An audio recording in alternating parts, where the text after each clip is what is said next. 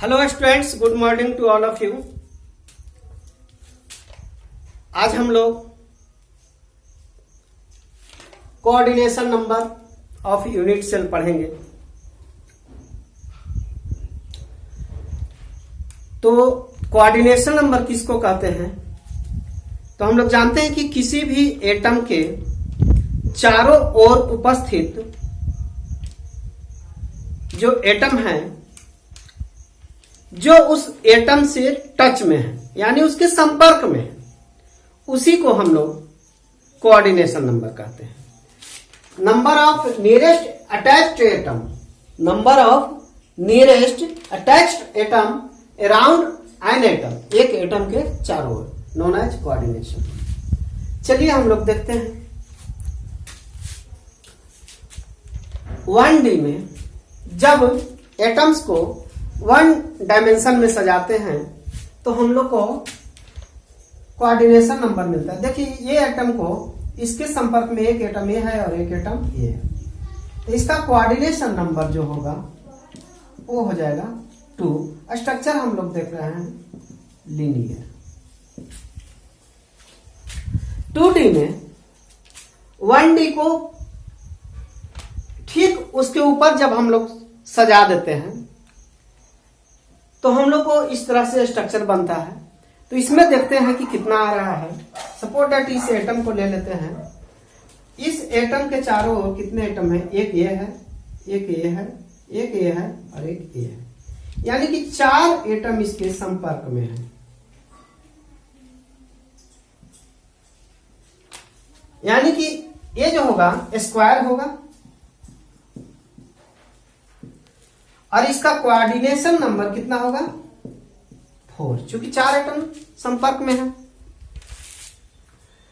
अब जो है हेक्सागोनल क्लोज पैकिंग में देख रहे हैं कि अगर इस एटम को लें तो ये इस एटम से संपर्क में है, फिर इस एटम से संपर्क में है, इस एटम से है, इस एटम से है, इस एटम से है, यहां पे टच नहीं कर रहा है।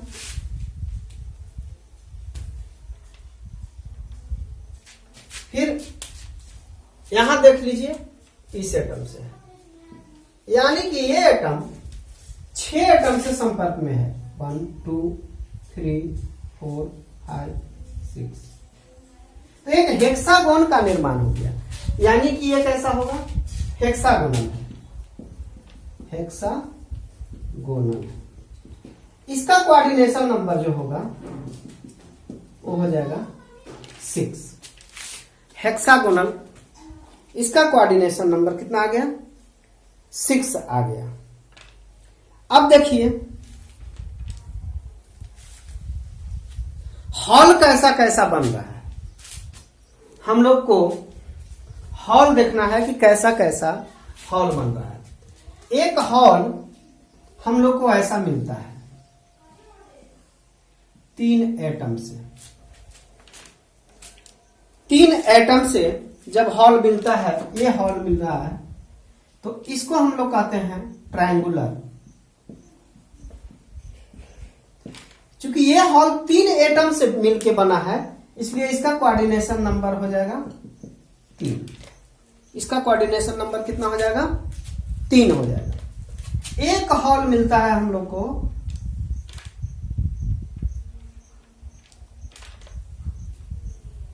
ऐसा, और इसके जस्ट ऊपर से या नीचे से एक सजा हुआ है, यानी कि 4 स्फीयर से मिलकर के। तो इसका कोऑर्डिनेशन नंबर कितना हो जाएगा? इसको कहते हैं टेट्राहेड्रल। Tetrahedral whole.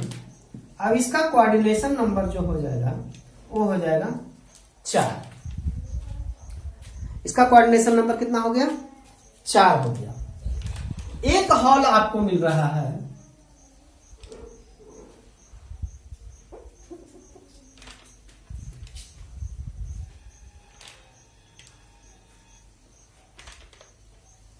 ये 4 एटम से, इसको कहते हैं स्क्वायर हॉल। स्क्वायर हॉल ये भी 4 एटम से है, तो इसका भी कोऑर्डिनेशन नंबर कितना हो जाएगा? 4। एक हॉल आपको मिल रहा है,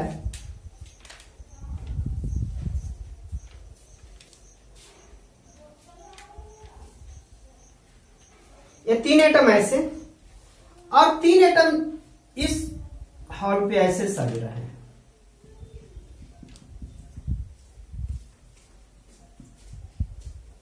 तो 3 और 3 6 एटम से मिलकर के ये हॉल बन रहा है। तो इसको हम लोग कहते हैं, क्योंकि 6 एटम से मिलकर के ये हॉल बन रहा है, तो इसको हम लोग कहते हैं ऑक्टाहेड्रल हॉल। इसको क्या बोलते हैं? ऑक्टाहेड्रल। इसका कोऑर्डिनेशन नंबर जो होगा 6 हो जाएगा। ठीक है, तो ये तो हॉल हम लोग को देख लिए। तो अब हम लोग एक जगह सजा लेते हैं, इसको एक जगह हम लोग सजा लेते हैं।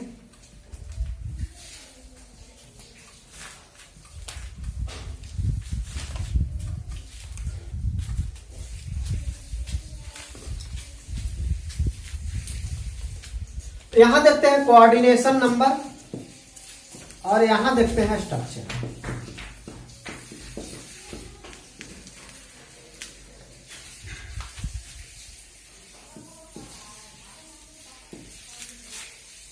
कोऑर्डिनेशन नंबर और स्ट्रक्चर।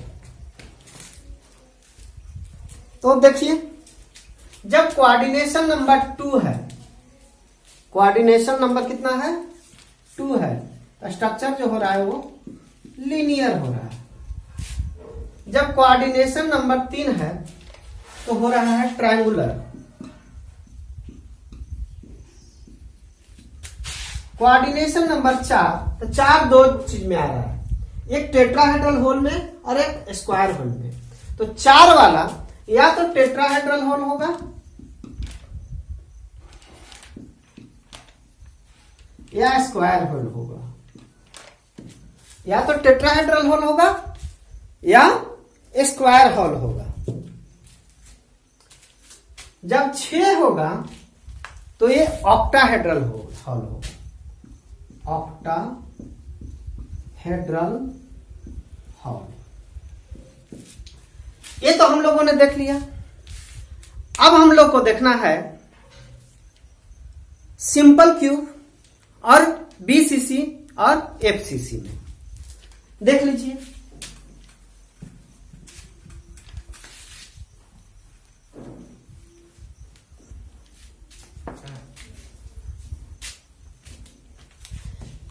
तो सिंपल क्यूब का 6 होता है, सिंपल क्यूब का 6 होता है। 8 जो होता है वो बीसीसी का होता है, 8 जो होता है वो बीसीसी का, और 12 होता है एफसीसी का। तो देखते हैं हम लोग कि सही में इतना होता है कि नहीं होता है। तो इसमें एफसीसी या सीसीपी या एचसीपी, इसको हम लोग कर सकते हैं। देख लेते हैं हम लोग सिंपल क्यूब में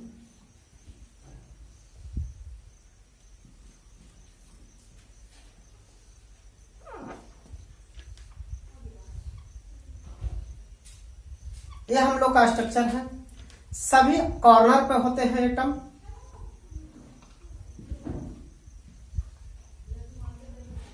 चलिए, इस एटम को इसमें टच कर रहा है 1 2 3। अब जो है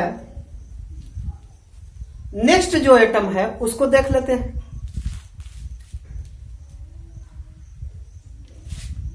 तो नेक्स्ट जब हम लोग इसको बनाएंगे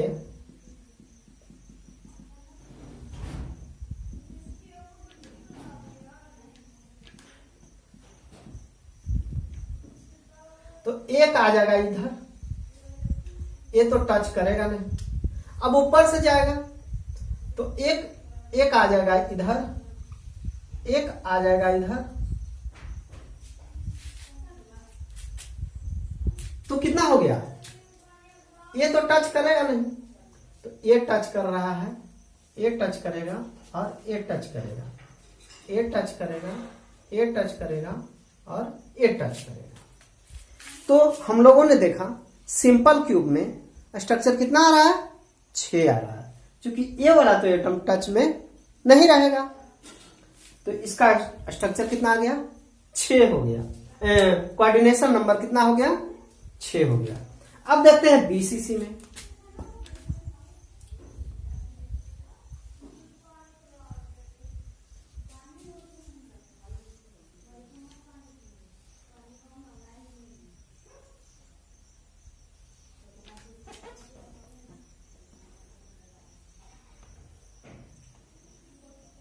बीसीसी में एक एटम पूरे बॉडी सेंटर पे, ये तो दूसरा एटम से टच करेगा नहीं, यहां यहां यहां यहां यहां यहां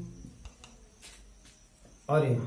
चूंकि ये बॉडी के सेंटर पर है तो वो अपने सारे 8 एटम से टच में रहेगा, यानी कि ये इस एटम से भी टच में रहेगा, इस एटम से भी, इस एटम से भी, इस एटम से भी, इस एटम से भी, इस एटम से भी, इससे और इससे। ये 8 हो, यानी कि इसका कोऑर्डिनेशन नंबर कितना हो जाएगा, 8 हो जाएगा। अब एफसीसी में देखते हैं।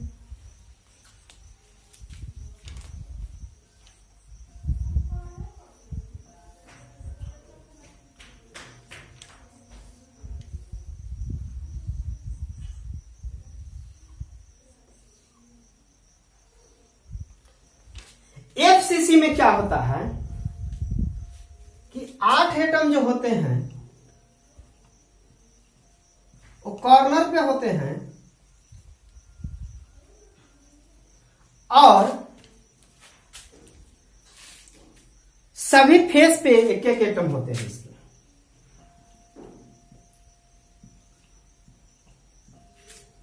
अब देखिए, मान लीजिए कि इस एटम से कितने टच में है, इस एटम से इसके फेस वाला से टच में कितना रहेगा। मान लीजिए कि यहां पे है, इसके फेस यहां, तो सबसे पहले तो क्या होगा, ये 4 को टच में रहेंगे, 4 हो गया। अब जो है 4 एटम इधर से टच में है, तो दूसरे जो लगेंगे उससे भी 4 एटम टच में, 8 एटम हो गए।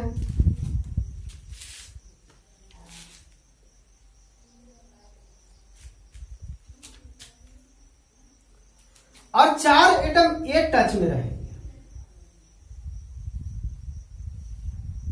तो कितने हो गए, 12। तो टोटल जो है इनका कोऑर्डिनेशन नंबर कितना हो जाता है, 12 हो जाता है। ये 12 हो गया इनका कोऑर्डिनेशन नंबर। अब जो है हम लोग ट्रिक देख लेते हैं।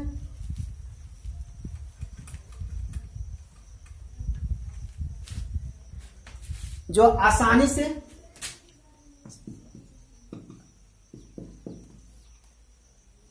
Simple cubic cell BCC, FCC या HCP या इसी को हम लोग कहते हैं CCP। ABCD याद रखिएगा,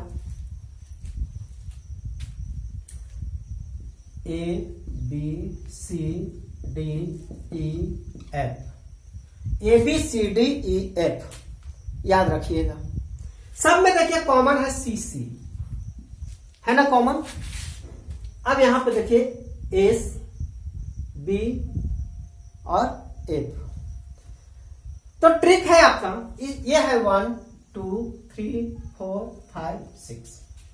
यहां पे S को अगर ढक दिया जाए तो C कैवा पोजीशन पे है, 3 पे, यानी 3 + 3 कितना हुआ, 6। इसका coordination number 6। B cava position पे 2 और 6 कितना, 6 और 2 8, एफ का पोजीशन पे 6 और 3 9 और 3 12, यानी कि इनका कितना हो गया 12। ये ट्रिक याद कर सकते हैं। तो ये सुपर ट्रिक है, इसके माध्यम से आप आसानी से याद कर ले सकते हैं, या फिर इसके स्ट्रक्चर से भी याद कर सकते हैं। एस लिखा हुआ है, S for 6, S for 6। B हम लोग लिखते हैं ऐसे, जो लग रहा है कि एकदम 8 है, 8। एच लिखते हैं हम लोग ऐसे, 1 पाई 2 पाई प्लस 1 पाई ऐसे 3 पाई, यानी 11 और 1 12। ये भी याद कर सकते हैं। जो ट्रिक आपको अच्छा लगेगा उस ट्रिक से आप आसानी से याद कर ले सकते हैं। तो ये ट्रिक आप लोग देखिएगा और फट से आप लोग याद कर लीजिएगा। धन्यवाद।